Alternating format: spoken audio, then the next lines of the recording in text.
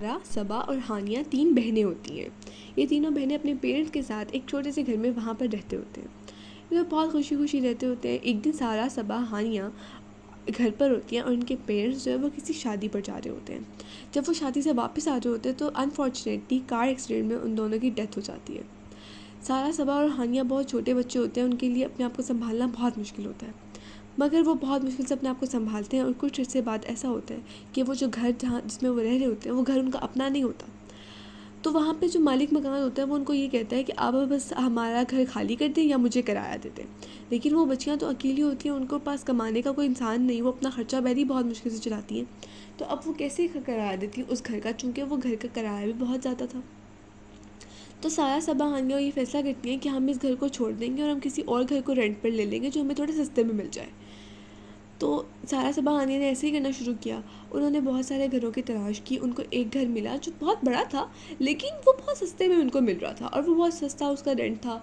और वो बहुत खुश हुई कि अच्छी बात है, हम लोगों को सस्ते में मिल जाएगा और हम लोग आराम से रह लेंगे, हमें कोई डिस्टर्ब भी नहीं करेगा। तो वो खुशी खुशी ना वहाँ चली जाती हैं। तो वो अपने पुराने घर से सारा कुछ सामान निकालती हैं और अपने नए घर में शिफ्ट कर जाती हैं। सारा, सबा, हानिया पहले कुछ दिन तो वहाँ पर बहुत सुकून से रहती हैं, मगर फिर कुछ दिनों बाद उसके घर में कुछ हॉरर हॉन्टेड सी चीज़ें होना शुरू हो जाती हैं। पहले सारा देखती है, ऐसा होता है कि वो सो रही होती है और उसके रात को रूम का दरवाज़ा कभी खुलता है, कभी बंद होता है, कभी खुलता है, कभी बंद होता है, और चीं चीं की आवाज़ें आती हैं उसमें से।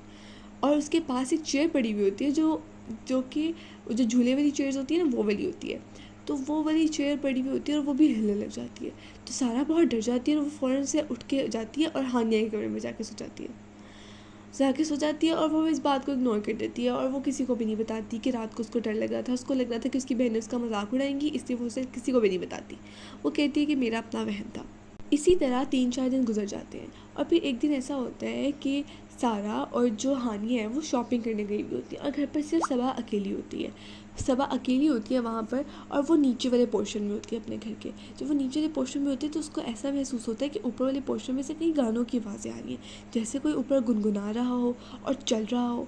और वो बहुत परेशान होती है कि ऐसा क्या हो गया, ये क्या हो गया। वो बहुत डर जाती है। वो फ़ौरन से हानिया को कॉल करती है और हानिया को कॉल करके कहती है कि तुम लोग कब तक आओगे, जल्दी आ जाओ, मुझे डर लग रहा है। तो वो हानिया और सारा से कहते हैं कि हम अभी आ रहे हैं, तुम डरो मत, बस आ रहे हैं। वो फिर वो फ़ौरन से घर आ जाते हैं और वो फिर जो है सबा के पास हानिया और सारा आके रहना शुरू कर देते हैं।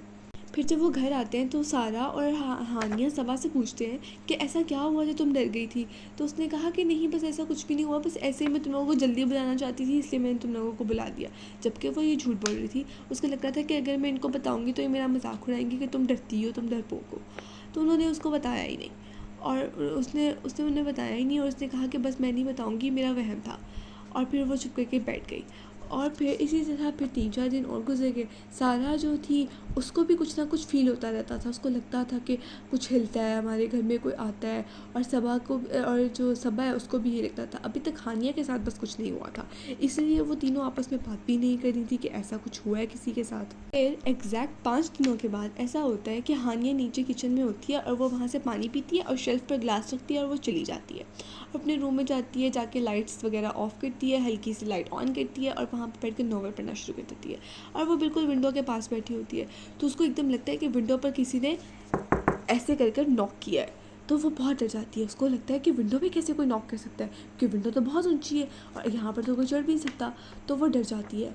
उसको वो डर के मारे नीचे कमरे में जाती है कि वो नीचे चली जाती है अपनी बहनों के पास।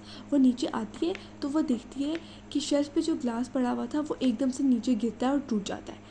तो उसको ये पता नहीं लगता कि वो कैसे गिरा, उसने देखा नहीं होता, बस उसको टूटने की आवाज़ आती है। और वो जब देखती है तो ग्लास टूटा हुआ होता है, वो और डर जाती है। और फिर वो जो है हानिया जो हानिया जो है वो सबा और सारा के पास जाती है। जब हानिया सबा और सारा के पास पहुंचती है तो वो बहुत डरी हुई होती है। तो सबा, हानिया और फिर जो सारा, ये तीनों मिलकर बैठती हैं और फिर वो बात करती हैं कि हम लोग मेरे साथ अभी मैं ऊपर से आई तो मेरी विंडो पे किसी ने नॉक किया और मैं नीचे आई तो ग्लास टूट गया, पता नहीं कैसे। और फिर हानिया कहती है कि मेरे साथ ये हुआ और फिर सबा कहती है कि मेरे साथ भी हुआ था, खुद से चीज़ें हिलने लग गई थी।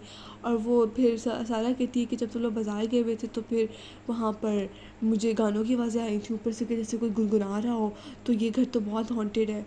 तो फिर वो सोचती है कि शायद हमें तभी इतने कम पैसों में मिल गया है, ये तो बहुत हॉन्टेड घर है, हम कहाँ फंस गए हैं, अब हम कहाँ जाएंगे, हमारे पास तो कोई और घर भी नहीं है। जबकि ऐसा कुछ भी नहीं हुआ होता, वो खामखा डरे होते हैं। जो उसको गानों की आवाज़ आती है उसके साथ वाले नेबर्स ने चलाया हुआ होता है, और जिससे वो गिलास टूटा होता है दरअसल वहाँ पे सारा खड़ी हुई होती थी, और वो उससे गिर गया तो वो छुप जाती थी ताकि किसी को पता ना लगे। और जो नॉक किया था वो कोई परिंदा लग कर गया था उसको। और फिर और जो चीज़ें हिल रही थी वो हवा की वजह से हिल रही थी। सारा कुछ इन लोगों को कुछ दिनों बाद क्लियर हो गया, और फिर वो लोग खुशी खुशी अपने घर में रहने लगे। और फिर उनका जो सारा डर था वो ख़त्म हो गया, उन्हें थोड़ा सा सुकून हुआ कि शुक्र है हम अब अकेले रहते हैं, हमें डर भी लगता है, अब कोई तो है, अब हमें डरने की ज़रूरत नहीं है।